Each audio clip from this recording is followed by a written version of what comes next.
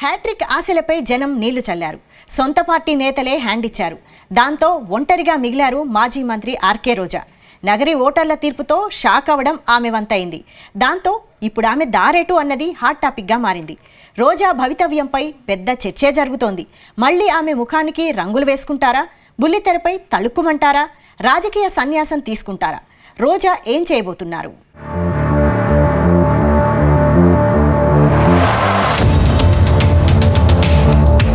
AP రాష్ట్ర రాజకీయాల్లో నగరి మాజీ ఎమ్మెల్యే రోజా అంటే ఫైర్ బ్రాండ్. విపక్షంలో ఉన్నా అధికార పక్షంలో ఉన్నా తమ ప్రత్యర్థులపై ఘాటు విమర్శలు చేయడంలో ఆమెకు పెట్టింది పేరు. 10 ఏళ్లుగా ప్రత్యర్థులపై ఆమె విమర్శలు ఓ రేంజ్లో ఉన్నాయి.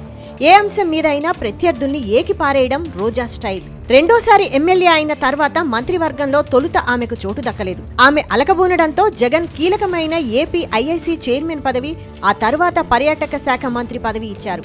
చంద్రబాబు నుండి పవన్ కళ్యాణ్ వరకు ఆఖరికి వారి కుటుంబ సభ్యులను కూడా వదలకుండా నోటికి పని చెప్పారు రోజా. ఆఖరకు తమిళ సూపర్ స్టార్ తలైవర్ రజనీకాంత్ను సైతం రోజా వదలలేదు.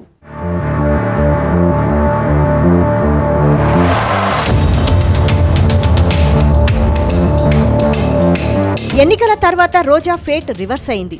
టీడీపీ అభ్యర్థి గాలి భానుప్రకాష్ చేతిలో 45,000 ఓట్ల తేడాతో దారుణ పరాజయం పాలయ్యారు.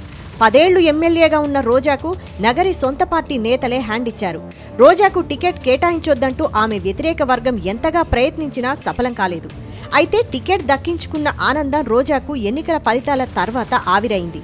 నియోజకవర్గ అభివృద్ధి, సమస్యల పరిష్కారంపై దృష్టి పెట్టలేదంటూ జనం ఆమెను పక్కన పెట్టేశారు. 2014-19లో స్వల్ప ఓట్లతో గెలిచిన రోజాకు నగరి ప్రజలు ఈసారి మాస్టర్ స్ట్రోక్ ఇచ్చారు. మాజీ మంత్రి పెద్దిరెడ్డి రామచంద్రారెడ్డితో రోజాకు విభేదాలున్నాయి. ఆయన వర్గం కూడా నగరిలో రోజాకు సహకరించలేదు. రోజా, ఆమె అన్నదమ్ములు అధికారాన్ని అడ్డం పెట్టుకుని అక్రమాలు, భూ కబ్జాలు చేశారని కొత్త ప్రభుత్వం వీటిని విచారణ జరపాలంటూ డిమాండ్లు ఊపందుకోవడం రోజా అనుచరుల్లో గుబులు రేపుతోందట.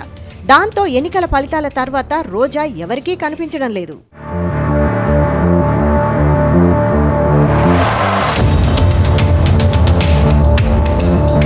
ఇలా ఇంటా బయట సమస్యలు చుట్టుముట్టిన నేపథ్యంలో రోజా ఫలితాల తర్వాత సైలెంట్ అయిపోయారు.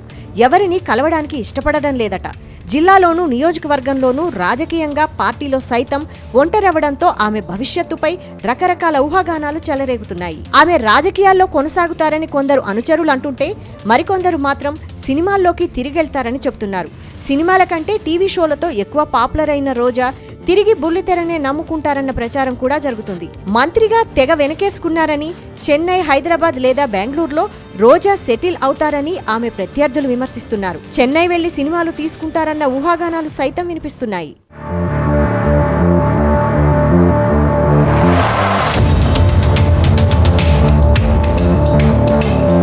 మొత్తానికి 5 ఏళ్లుగా ప్రత్యర్థి నేతలను ఓ ఆట ఆడుకున్న రోజా సీన్ ఒక్క ఓటమితో పూర్తిగా రివర్స్ అయింది. నగరిలో ఆమె తిరిగే పరిస్థితి కనిపించడం లేదు. పాలిటిక్స్లో బ్యాడ్ టైం స్టార్ట్ అయితే అలాగే ఉంటుందంటున్నారు.